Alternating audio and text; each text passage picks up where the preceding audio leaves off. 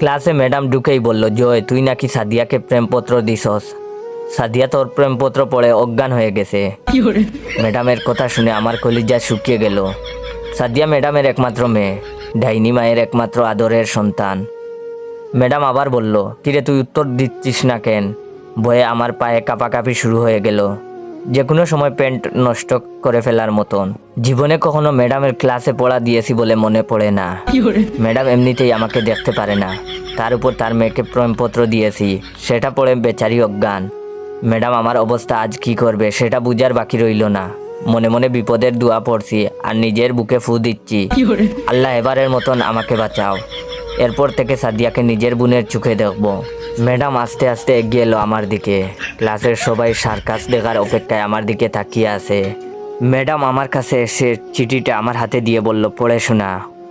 ম্যাডামের কথা শুনে এবার গলা পর্যন্ত শুকিয়ে কাঠ। আমি লজ্জায় নিচের দিকে তাকিয়ে আছি।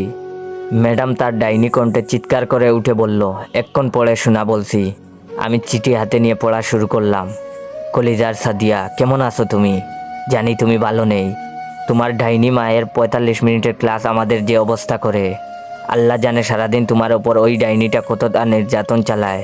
তুমি বললে আমি ওনার বিরুদ্ধে মামলা করব। প্রথম দিন তোমাকে দেখেই আমার বুক কেঁপে উঠছিল। সেই কাঁপুনিতে বাংলাদেশ ও মায়ানমারের কিছু অংশ কেঁপে ওঠে, অথচ মানুষজন বলে সেটা নাকি ভূমিকম্পের কারণে।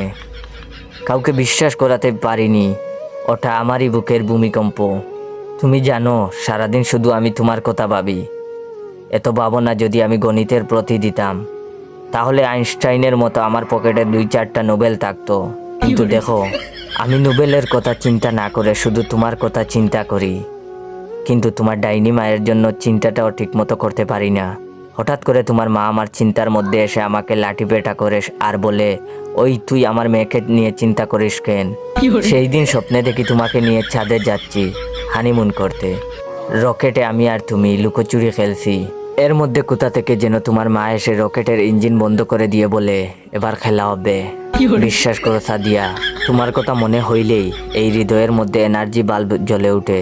তুমি আবার ভেবো না আমি 300 টাকার এনার্জি বাল্ব 100 টাকায় কিনেছি শুধুমাত্র কোম্পানি প্রচারের জন্য। আমি ফিলিপস বাল্বের কথা বলেছি, যা দিবে তোমাকে শতভাগ আলো ও দীর্ঘদিনের গ্যারান্টি। সাদিয়া বিশ্বাস করে এই মানে। হঠাৎ দপাস করে কিছু পড়ে যাওয়ার শব্দ পেলাম। সামনে তাকিয়ে দেখি ম্যাডাম অজ্ঞান হয়ে মাটিতে পড়ে গেছে। সবাই মিলে দৌড়াদৌড়ি করে ম্যাডামকে তুলে ডাক্তার ডাকতে গেলাম। ম্যাডামের জ্ঞান ফিরলে প্রিন্সিপাল ম্যাডাম আমাকে ডেকে পাঠালেন। উনি বললেন, তুমি নাকি ম্যাডামের মেয়ে সাদিয়াকে চিঠি দিয়েছো। কি ছিল সেই চিঠিতে?